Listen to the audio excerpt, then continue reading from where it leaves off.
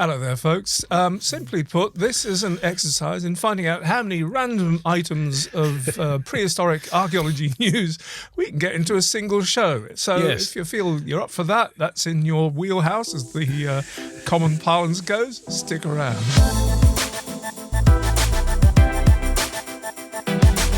Oh, one thing.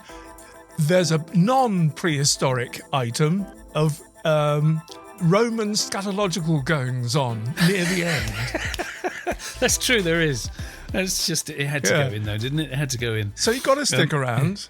Or you could, this is YouTube, you could just go to the end anyway and leave out the meat in the middle.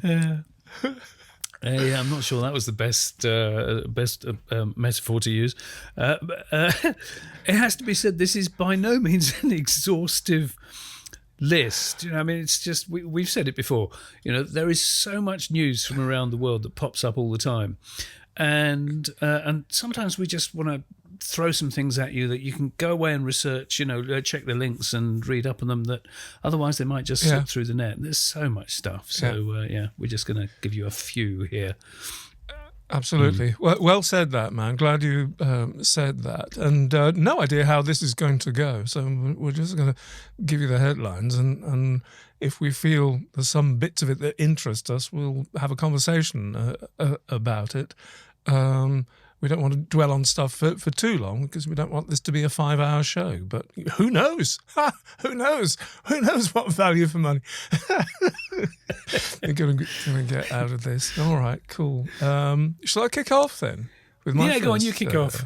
Yeah, all right. So my first headline reads, Iniskim Umaapi.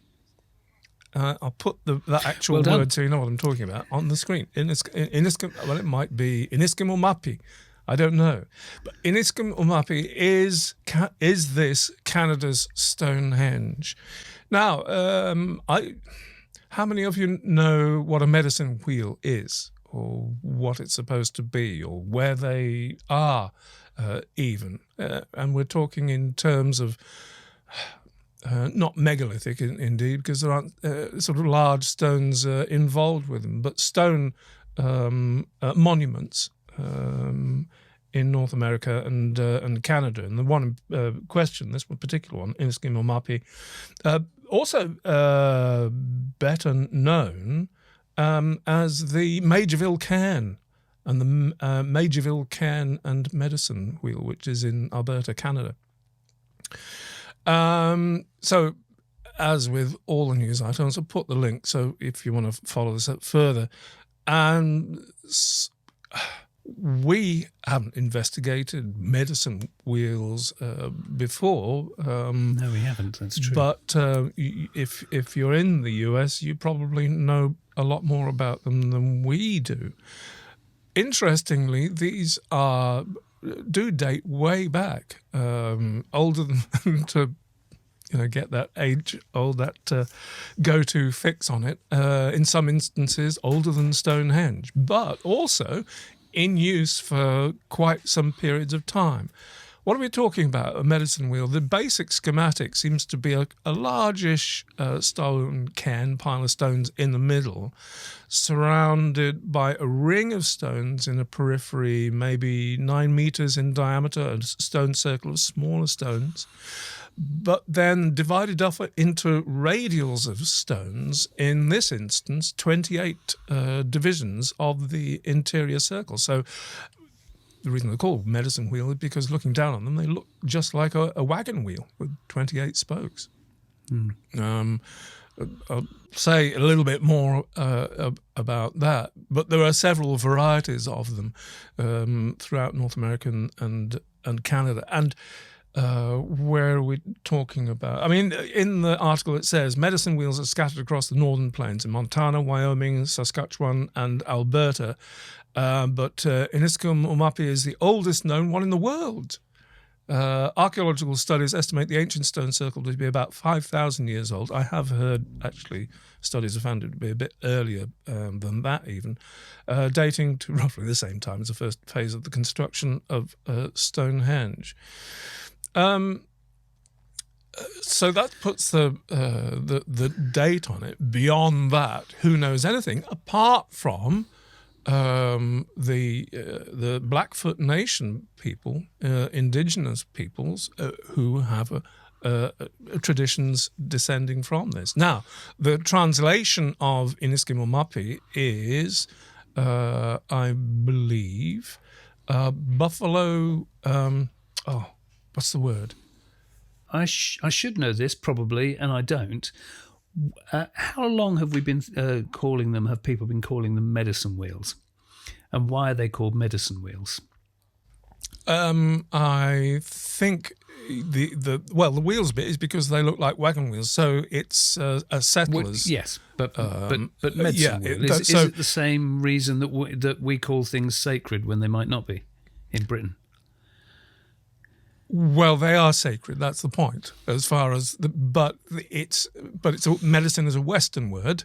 It's a white man's word. Okay, so Iniskim Umaapi does not stand for medicine wheel. It stands for, I just found it, Buffalo Calling Stones Sacred Site. Buffalo Calling Stones Sacred Site. So interesting. Process that in your own way. Yeah. But I did a little bit of research about this. Given that medicine wheel is a term imposed upon them, not by the indigenous people, that I tracked down a little YouTube video talking about the true term medicine wheel and what medicine wheels were for. And the most ubiquitous the 28 radials, I don't think is something that exists in all of them. What exists in all of them, including this with the 28 stones, i.e. 4 divisions of 7, is the 4 divisions thing, which not only indicates the cardinal points, but we're talking about a spiritual idea of the universe in terms of personality, energy, and principles. Yeah, which is fascinating because all through, even up until Age of Reason and 18th century, there was a thing called the 4 humours.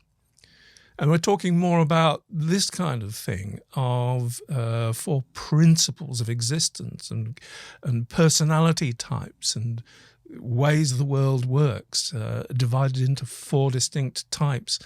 So that was the intriguing aspect, and we could go down on a very deep dive. But the origins of this kind of schematic of dividing things up into 4 comes from the Middle East and Mesopotamia and things like that.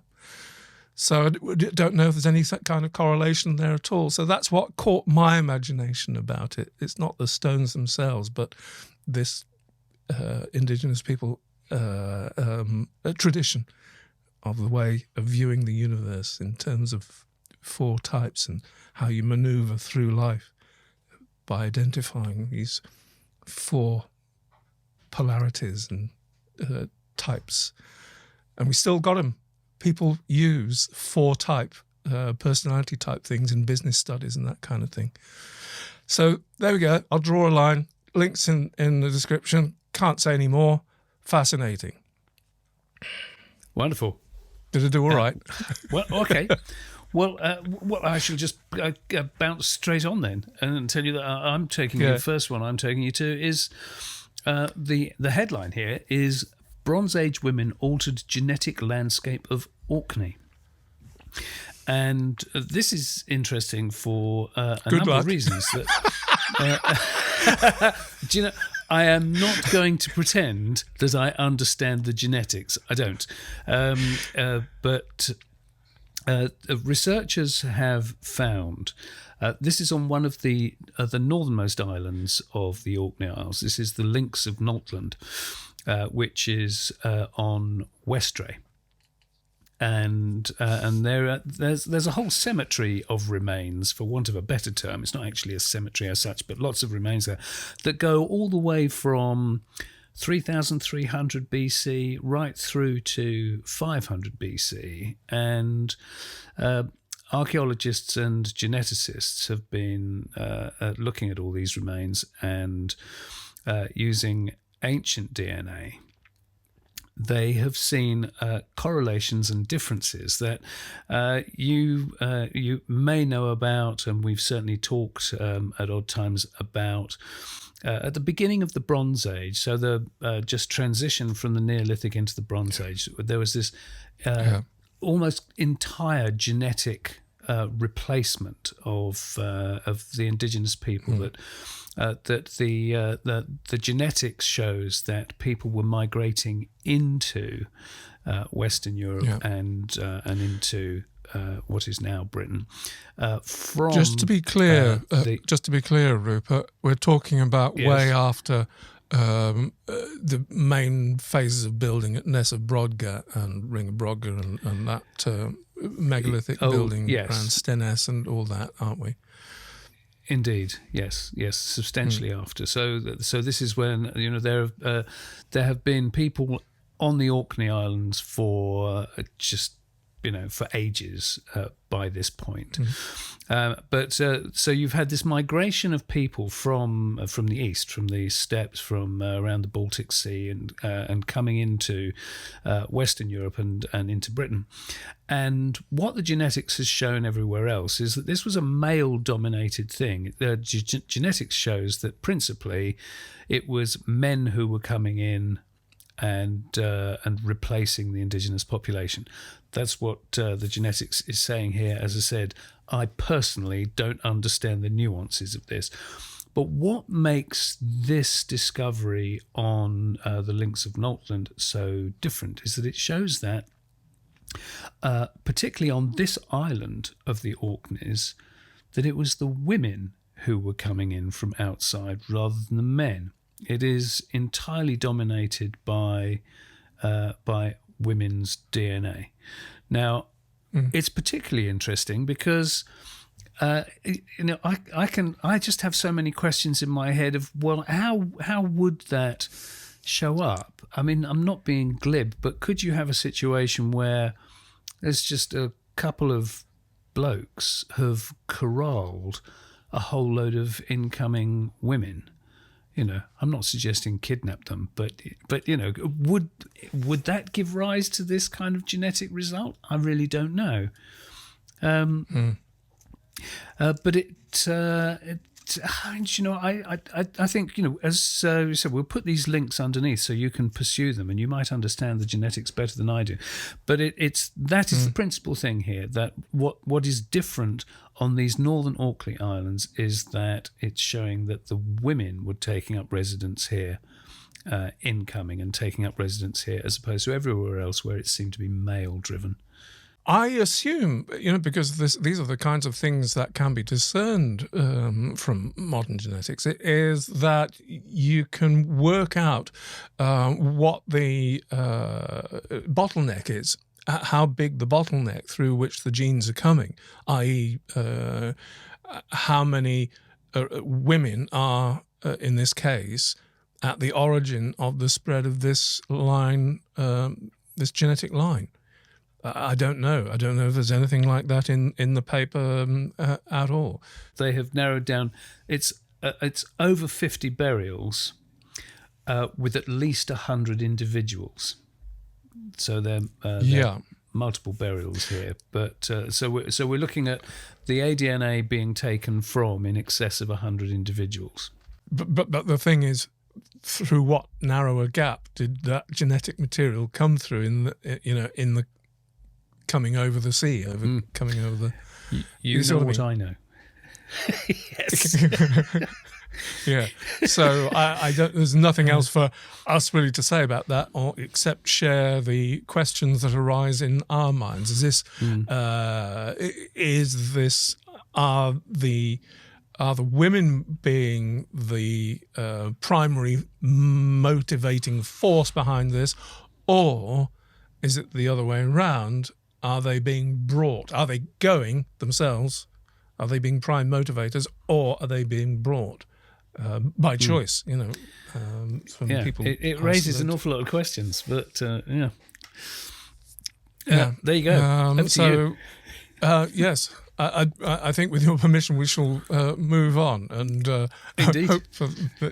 wish you better luck than us on unraveling the intricacies, the potential intricacies of what's going on there. Okay, so my next headline is, I love this headline. This is the best headline, don't you think? 3,000-year-old remains of badass women warriors found in Armenian cemetery. And it's not kidding. Actually, I think that headline pretty much says it all about the principal thing about that, and this is about shifting opinions really as much as it is about the wow factor of finding women that were obviously honoured as warriors. I'll read from the article a bit. Says previously it was common knowledge that injuries on male skeletons testified to military clashes, whereas on females may have been to raids or domestic violence. But recently that prejudice has been slowly breaking down. Skeletons that have been long assumed to be male because why would a woman have been buried as an honoured warrior have been conclusively proven to be female, and archaeologists have found themselves revisiting the idea that ancient trauma was segregated so strictly. So the women found in the Drapi cemetery. It's the third site in Armenia to reveal the remains of ancient female warriors, and they'd lived through extensive physical trauma before they died. The first, an older woman, about 45 to 50, had been smashed across the back of the head with a mace or a sling at some point, an injury so severe it left a noticeable dent in her skull. She likely died in a battle. The arrow that killed her was found still lodged in her rib cage. Domestic violence? I don't think so.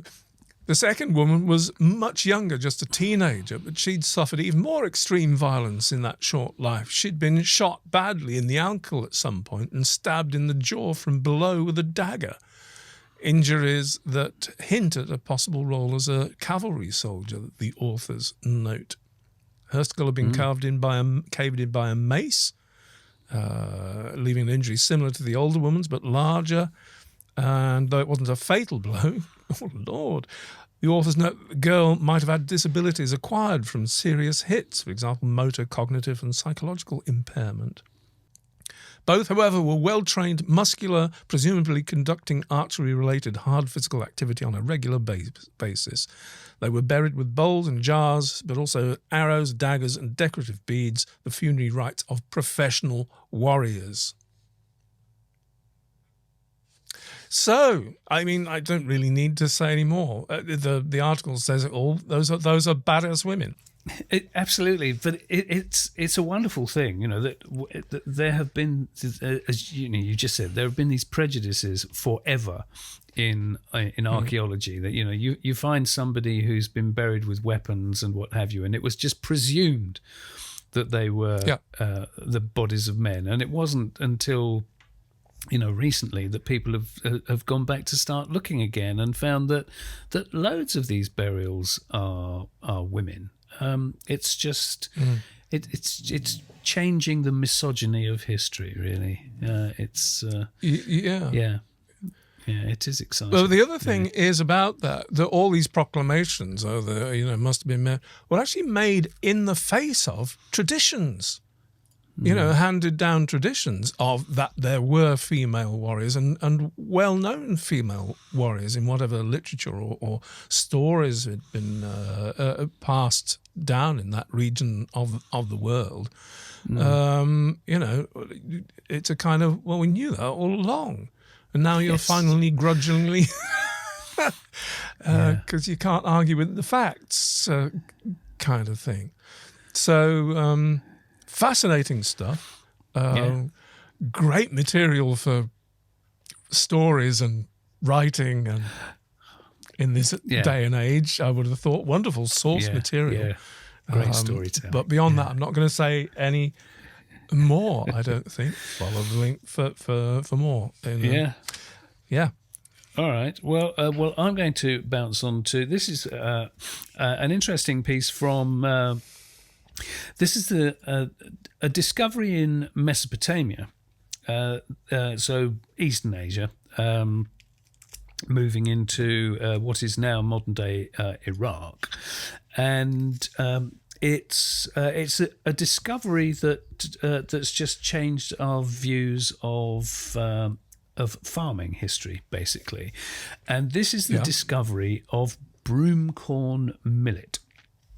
Now, I'm fascinated. Do tell.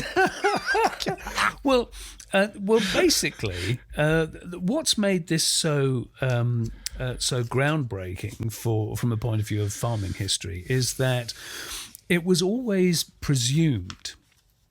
No, that's not harsh. That is too harsh. It was considered that farming was done with crops like wheat and barley. That farming, bearing in mind you're talking about the Middle East, you're talking about a hot area, so it's not the same as farming up in the far north or what have you. It was always considered that farming was principally done in the winter months, so when there was no drought going to be happening in the summer months. And so it was always considered that the farming was done in the winter to take people through the rest of the year. Now, the reason that it's so groundbreaking that they've found broomcorn millet in the archaeology is that broomcorn millet is a much hardier crop. And it's actually shown from the other analyses that they've been doing that actually they could have been farming all year round. And now that's pushed. It just means that you completely have to reassess how farming was being done. There was just a perceived idea of what people were doing, and this changes everything. It says, there's a piece in the article here, broomcorn millet is an amazingly robust, quick-growing and versatile summer crop that was first domesticated in East Asia. The researchers analysed microscopic plant remains from Karni Masi, a mid-late 2nd millennium BCE, so that's basically 1500 to 1100 BCE, site in the Kurdistan region of Iraq. The presence of this Eastern Asian crop in ancient Iraq highlights the interconnected nature of Eurasia during this time, contributing to our knowledge of early food globalization. It's interesting again how our ability to analyze things on a much deeper level now is completely changing our understanding of how people did interconnect globally. It's remarkable. So, in itself, it's one of those things that it's just, a little change in, a different plant that's been found somewhere, and it completely changes the possibilities for how farming was being done. It's good science. It completely changes the context in which you understand, the kind of activities that people were doing and, how they were freed up or not to do other things. That's the thing. Well, you see, they'd always considered that that broomcorn millet as a plant, they'd always thought that wasn't brought in to the region before they'd actually got irrigation systems in, and the irrigation systems didn't come in until it was first millennium BC. So not even 1000 BC.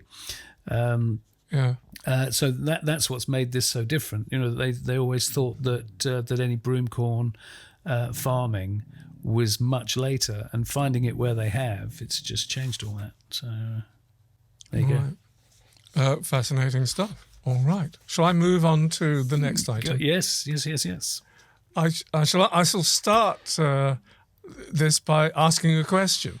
How many of you know what archaeothanatology is? I must And can you confess, I spell don't it? think Rupert and can you spell it? Rupert and I didn't know what archaeothanatology was until about 18 months ago. We were at a conference, weren't we? And there was a whole piece about it that used archaeothanatology as the jumping off point for interpretation of burials and what they kind of mean. Thanatology is a study of death and decay. Believe it or not, and archaeothanatology it sort of gets a much narrower perspective because although the thanatology itself studies all aspects of death, when you get to archaeothanatology, you've got to concentrate on what you've got in the ground. So it's about the way things decay and how that impacts on the way things appear in the ground when you dig them up. So with all that preamble, I think that the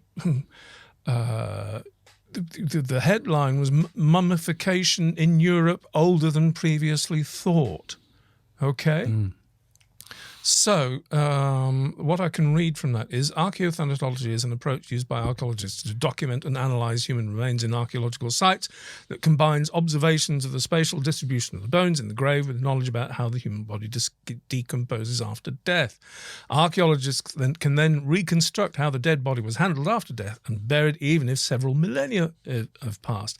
In this study, the archaeothanatology was also informed by results from human decomposition experiments on mummification and burials at the Forensic Anthropology Research Facility at Texas State University. Well done.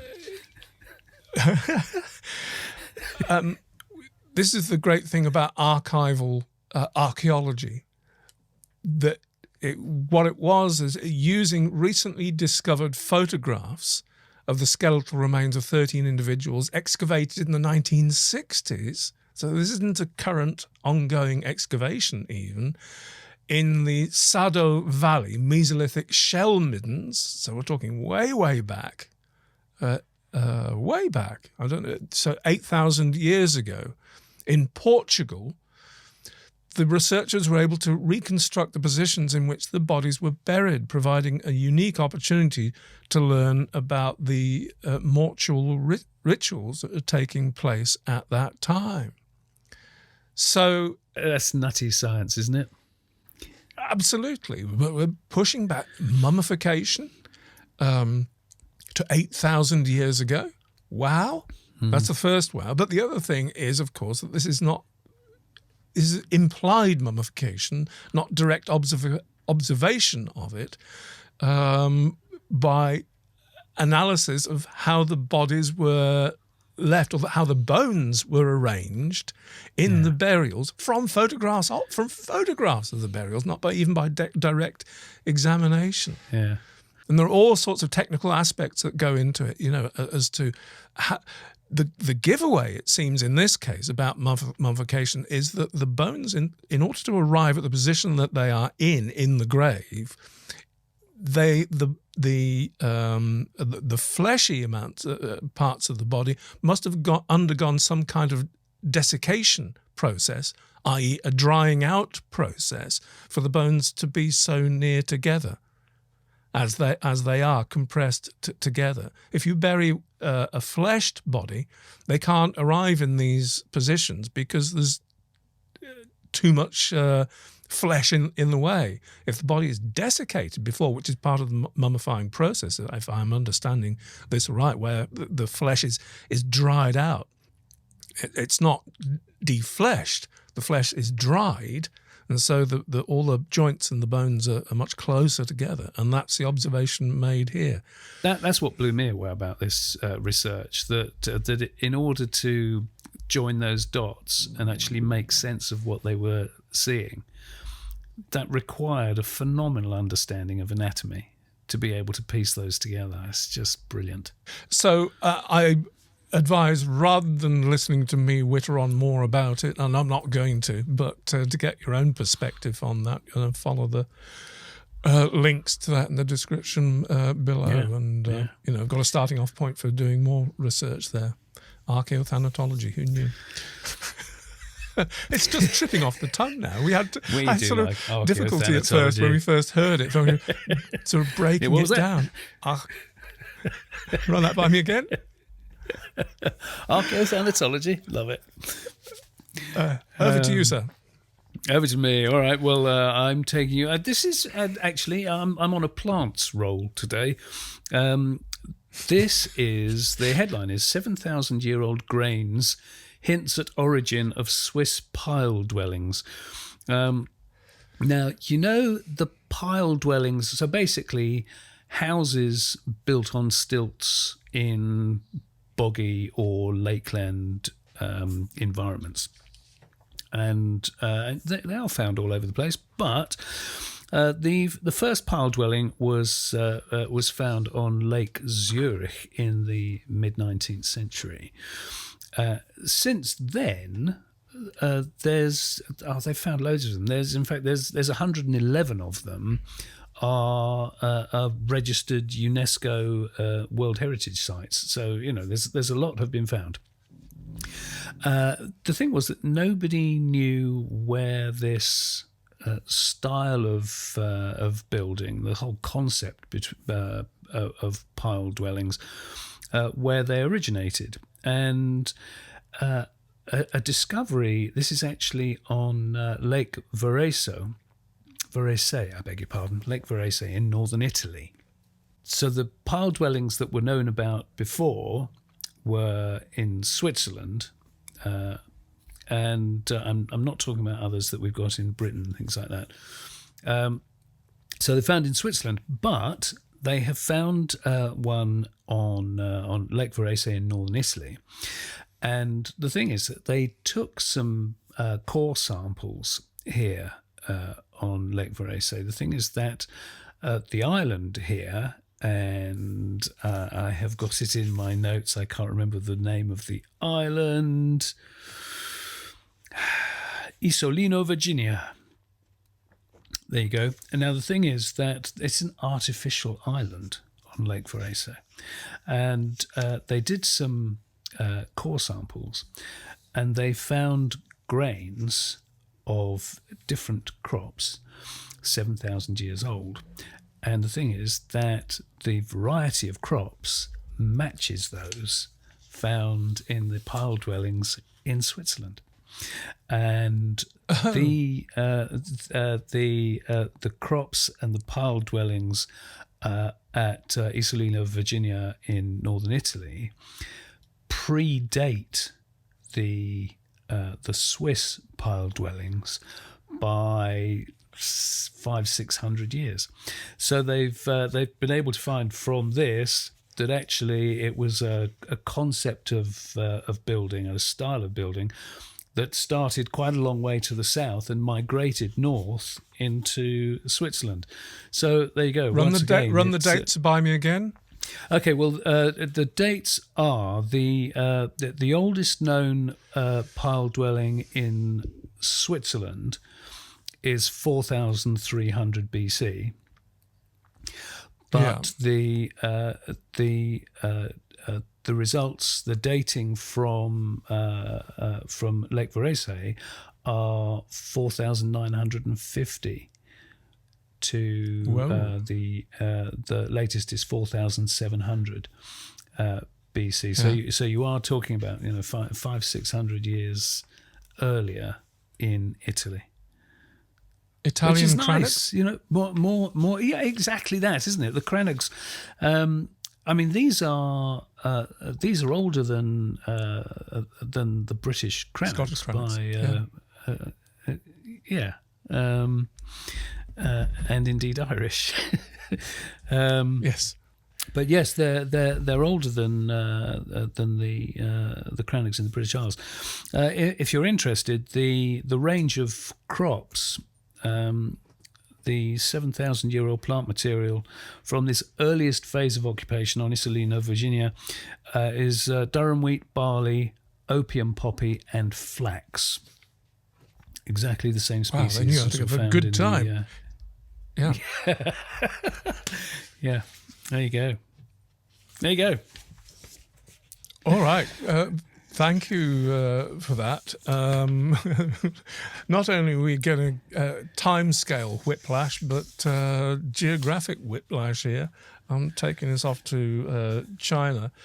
Headline is, archaeologists discover innovative 40,000-year-old culture in China. They sort of... Say that again? 40,000 years? 40,000, that's what I said, yes. Yeah. Fantastic. Now, my knowledge of the dates of incursions of Homo sapiens, of our descendants into this part of the world or even other parts of the world, to get a bit hazy here. But we are still talking early days, really. Let me just read a little bit from that article. It says, when did populations of Homo sapiens first arrive in China, and what happened when they encountered the Denisovans or Neanderthals who lived there? A new study in Nature by an international team of researchers opens a window into hunter-gatherer lifestyles 40,000 years ago. Archaeological excavations at the site of Xiama Bay in the Niuan Basin of northern China have revealed the presence of innovative behaviors and unique toolkits. I think it would take more than my brain is capable to do a deep dive into what they mean by innovative behaviors and unique toolkits in this instance. But I think the takeaway from this article, which I hope you'll sort of follow up and see through the link, is that because we're talking about frontier lands here, we're talking about the first contact, and we're talking about human beings existing at the frontiers of what's possible. And my takeaway from this is, if you're getting, rather like in early evolution, generally speaking, the Burgess shale creatures, you got all sorts of explosions of different innovations in the fossil record there of different bits of evolutionary experiments taking place in the evolutionary record there, in the fossil record there, some of which work, some of which don't. But it's at the edges of things, it's in the margins where innovation and the experimentation with different behavior takes place. It's not in the comfort zone that innovation takes place. I think that's my big takeaway from this 40,000 years ago. I mean, obviously there's lots more detail, and that's probably not where the original investigators were trying to say with this. I'm just saying that was my takeaway from it, because there is no other sort of bit of significance for me to take away from this, except that, it's fantastic that this research is going on and that they're able to make these discernments about innovation taking place at these sort of points of contact and frontier lands for our very, very early ancestors in Asia. That makes sense? Does that make sense? Yes, that makes sense. Yeah. I mean, there's a lot more detail, so do follow it through. There's stuff about use of ochre and things like that. And how they're able to determine, that that's an innovation at this point. I don't know. But all sorts of speculations about interactions with Denisovans and Neanderthals. Do you know what? That's up there as well. That really is one of the things that I find eternally exciting when they make discoveries like this. That so little is known about people like the Denisovans. That knowledge is growing slowly because so little has been found in the way of remains. And so when they make new discoveries like this, and it's just, it's another dot to be able to join together, it's just slowly, but the whole knowledge base is just really growing nicely. Yeah. Actually, I'm just going to read a final paragraph, and I think this nails it. And actually, their thinking is, this is what I kind of took away, and I think I've been trying to express through when it comes to a lot of our thoughts about how things happen, even up into recent times, when we're looking at such things that we know about long barrows, about henges, about stone circles, that these things appear very quickly. When they appear, they take hold very quickly, and there's a kind of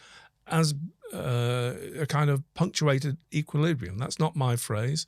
That's somebody else's, and I'll put his name up on the screen because it's escaped my brain. But Michael Petralia of the Max Planck Institute says, our findings show that current evolutionary scenarios are too simple. I mean, i.e. they are gradual and long, and that modern humans and our culture emerged through repeated but differing episodes of genetic and social exchanges over large geographic areas, rather than a single rapid dispersal wave across Asia. Yeah, he's pointing to the complication. It's complicated, in other words. The evidence says it's complicated. No kidding. All right. Yeah. Next, please. Cool. Okay. This is a fun one. Headline: Evidence found of goose domestication in China 7,000 years ago. Oh, you lucky boy. It's all agriculture. But, you're going to the farm on this, aren't you? Excuse me. I can't help it. It's fun on the farm. My stuff's much better. There's badass women. Yeah, it's true. You've got badass women. Yeah. I've got food. I've got food. But hey, we're staying in China for this one. This is right. So this is from a dig site in eastern China called Tianliushan, and you sure? I'm as sure as I need to be at this juncture. Get off. So yes, for the domestication of geese 7,000 years ago. Now. Interesting thing here is that it was always presumed that chickens were the earliest domesticated fowl, but this might be tipping the balance in favour of geese. The team actually found 232 goose bones at the site, some of which were from goslings, ranging from 8 to 16 weeks old. Now, their interpretation of this is that the birds were hatched near the site, but wild geese didn't live in that region at the time, as far as they can tell from the archaeological record anyway, which means that they were captive there. The other thing to add to that is that all the adult bones are the same size, which their interpretation of that is that these must have been captive bred animals, all fed the same way and all the rest of it. For all the adults to be the same size, that does imply that it was captive breeding. And isotope analysis on the bones is from a local water source, which again points at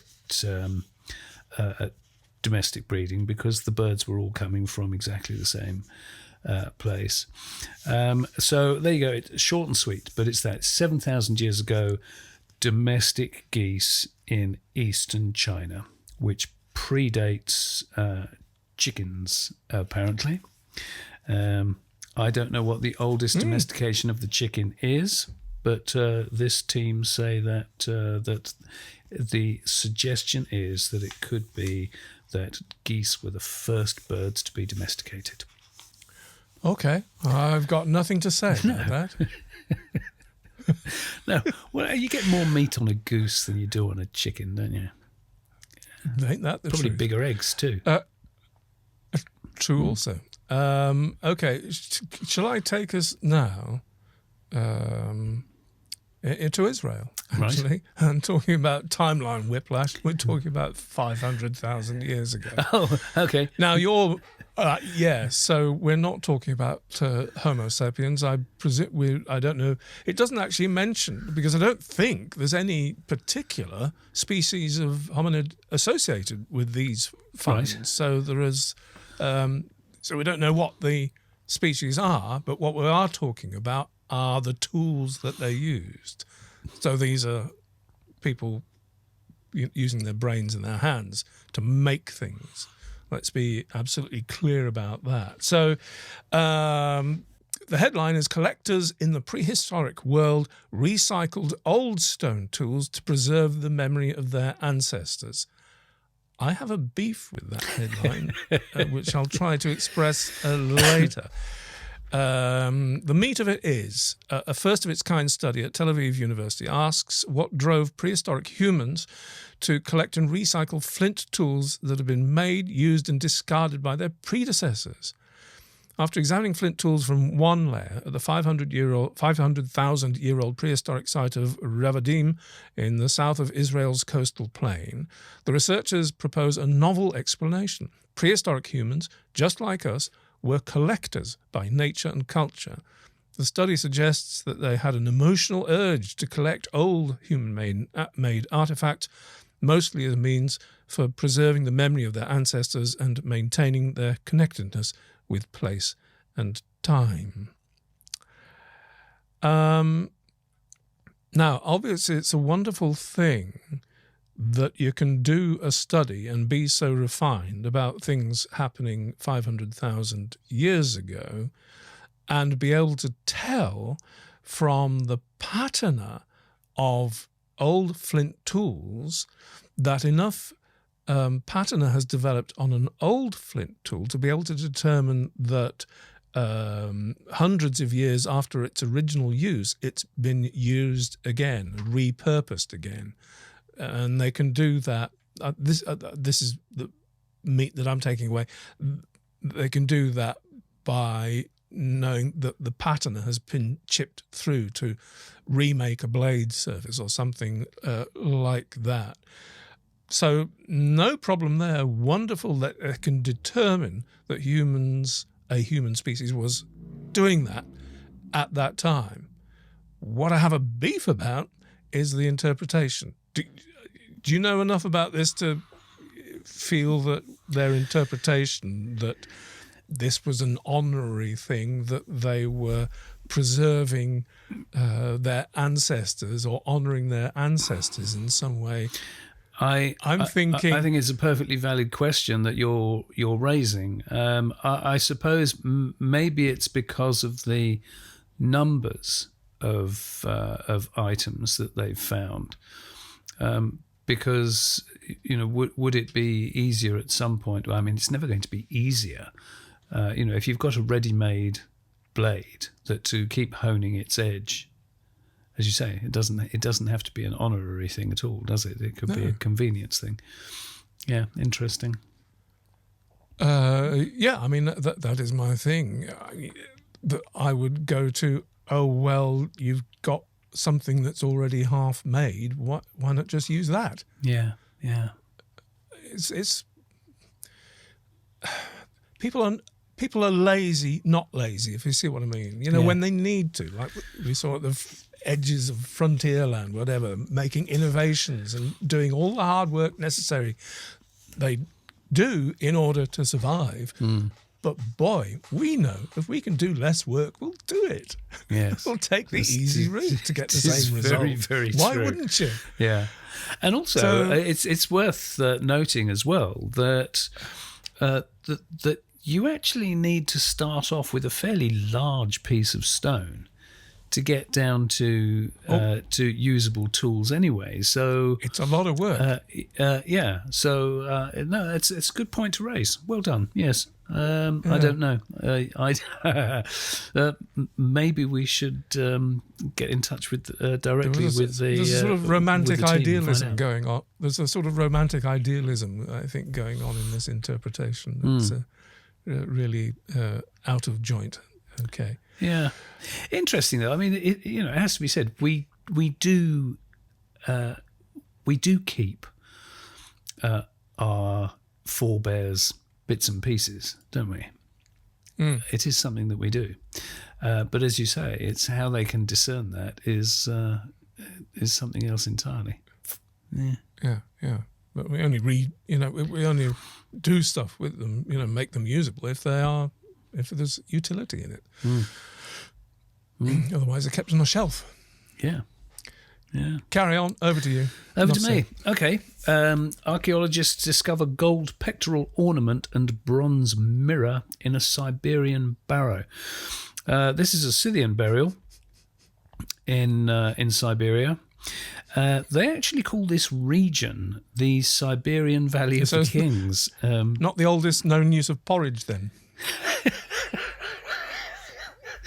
No, I've gone weaponry now. No, not toast. We did toast.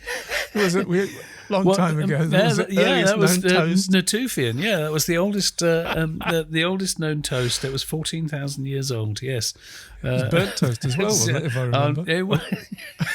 Yes. Yeah. Although how they discerned that, and it wasn't just somebody had tossed a bit of bread into the fire and left it there. Who knows? I don't know. Anyway, that was a couple of years ago. No, this is Siberian barrow. As I said, they call this region the Siberian Valley of the Kings because there's been quite a few high status burials found in this particular region. They call them princely barrows because of that. But anyway, so not hugely old in our terms, 2,500 years old, roughly. And this particular burial is interesting because the gold pectoral ornament, they're calling it, we might as well call it a necklace, but this pectoral ornament, in Scythian terms, they're normally associated with male burials, and unusually they have found this with a female burial. Now it's a double burial. There's a 50-year-old woman and a young child. They think between 2 and 3 years old. The burial chamber lined with wood, which is quite typical for Scythian burials. The chamber itself was covered with 3 layers of beams. The floor was covered in planks. And next to the remains of the woman, the researchers found gold ornaments, an iron knife, a bronze mirror, and this very well-preserved wooden comb. Oh, no, that's a different thing, actually. And a very well-preserved wooden comb, decorated with engraved ornament, it says. But the particularly interesting thing, as I said, the thing that's normally only associated with, or historically, we've only found them associated with male burials before. It's a golden pectoral ornament hung at the neck in the shape of a sickle or crescent. Mm-hmm. Maybe just me that missed the date there, Rupert. You may have said it, and that was just me that missed it. It's 2,500 years old. It's Iron Age. Oh, really, okay. Yeah. So what else can I tell you about that? The site itself is interesting because they've found, so for example, they also found evidence that a number of objects made of bronze had been deposited around the perimeter of the barrow at some point. Some of this was tens of they call it horse tack parts. I think that's a bad translation, but items related to horse tack anyway, and a bronze ice axe as well, which is interesting. Wow. Yeah, there you go. I don't think there's any more. The thing is, there's so much detail in this, so I don't need to go on. But for example, in a burial that they started to excavate a while ago, they found some burials. The central one was robbed out, but An intact grave inside contained the body of a young warrior richly equipped with weapons, a knife, a whetstone, and gold ornaments. It's one of 10 tombs located in a row in this part of the cemetery. You know, there's just so much stuff that they're finding there. Well, what can I say? A lot more interesting than millet. Steady. However, not as interesting as Roman toilets. You can't get more interesting than Roman toilets, can you? Headline: Identifying the portable toilets of the ancient Roman world. The porta potty had to start somewhere. It did. Yeah, this is the scatological bit. And you'll have to forgive us, because obviously this is blooming Roman. It's not, strictly speaking, prehistoric at all. But we are drawn inevitably towards this kind of subject matter. Are we likely to become giggling schoolboys over this? No, I don't think so. I'm interested by the ramifications of this, to be honest. Are there any? Well, I don't know. It's just nice that. Well, I think it's the interesting thing is in the research that they can do. What they're able to discern through research these days, rather than anything it tells us. I don't know. Let's find out, shall we? Archaeologists at the University of Cambridge analysed. Sorry, I'm going to go. Analysed crusty material. What are you like? Forgive. Analysed crusty material formed on the inside surface of a ceramic pot dating from the 5th century from a Roman villa site in Sicily. Using microscopy to identify intestinal parasites, the team from the Ancient Parasites Laboratory, who knew there was such a thing, identified the eggs of whipworm.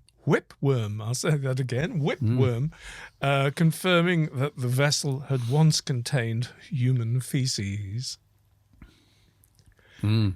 Quote, "It was incredibly exciting to find the eggs of these parasitic worms 1,500 years after they'd been deposited," says co-author Tianyi Wang, University of Cambridge, who took part in the microscopy work. And whipworms, in case you were wondering, are human parasites that are about 5 centimetres long and live in the lining of our intestines. The eggs they lay get mixed up with the human feces and so would be deposited in a chamber pot during use. Minerals from urine and feces build up in layers on the inner surface of the pot as it was repeatedly used, creating concretions.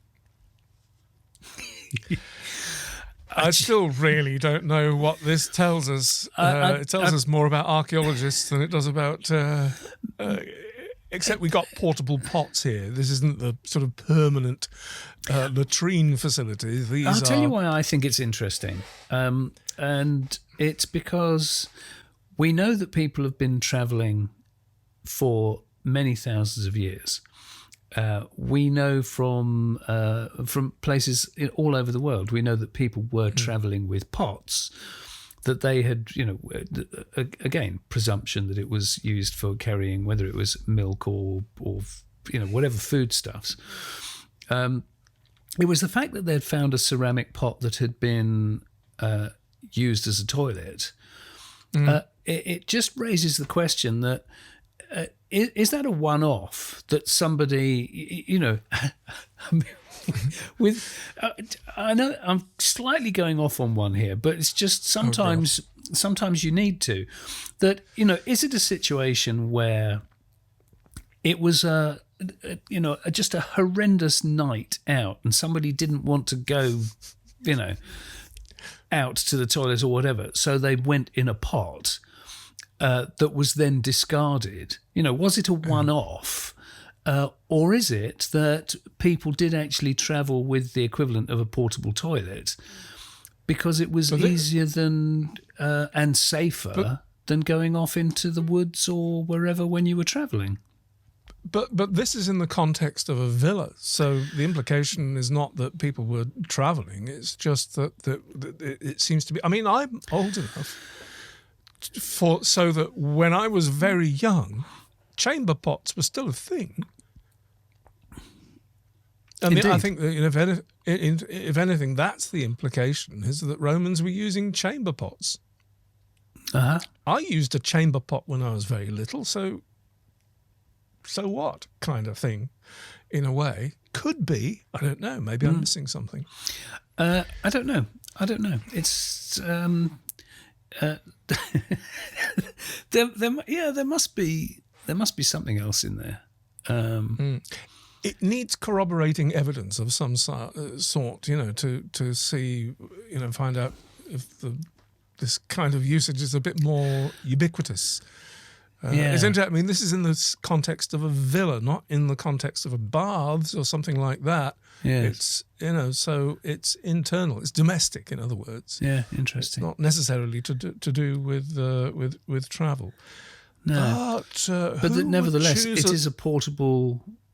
It is a portable toilet there, and so it just makes you wonder how far into the past that was that practice. Yeah.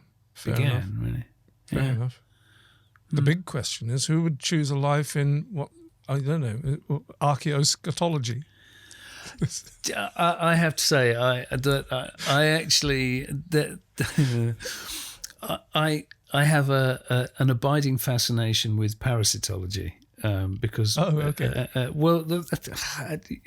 this is the wrong context for that. Parasites are really fascinating, and so for somebody to find any evidence for stuff like whipworms, or you look at the excavations at Must Farm in Peterborough, that they found all sorts of evidence for the sorts of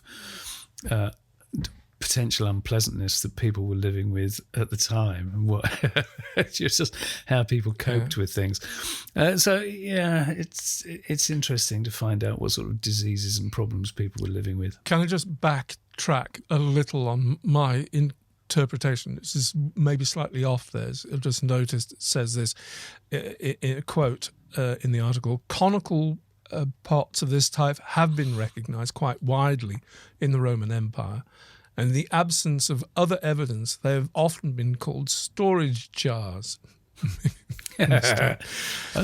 The discovery of many in or near public latrines had led to a suggestion that they might have been used as chamber pots, but now this is confirming evidence that in this one instance, that they definitely were, or it definitely was. So it's more likely that conjecture is true about these particular pots having been found near latrines. Isn't that interesting? I wonder why they were conical. We don't need to dwell on that. It was just No, we don't. I don't think we can. Much I know as you'd love us to. Very good. Stuck in the toilet.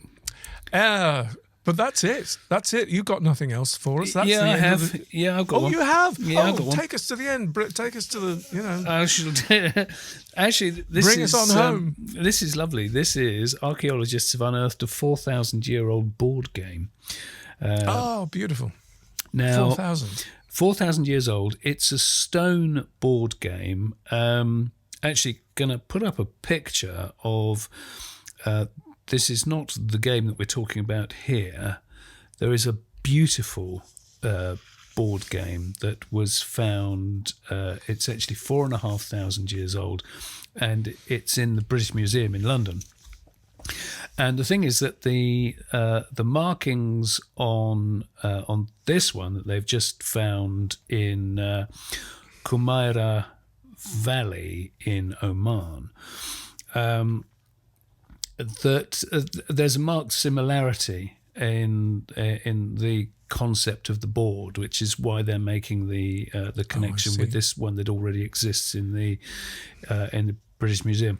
The one in the British Museum was found back in 1922, but the site itself is extensive, and it says digs at the site, which has been the subject of excavations since 2015, have also yielded 4 towers, one at least 60 feet tall, and the first right. evidence of copper smelting in the region.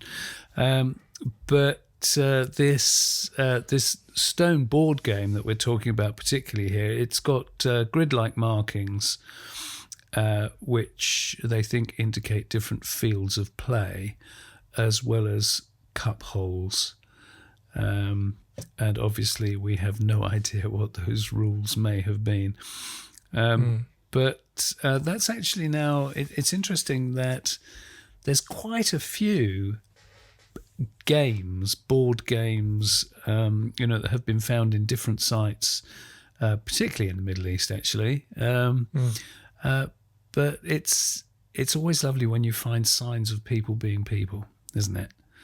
Not just need to eat and what have you. When it's people having fun, that's nice.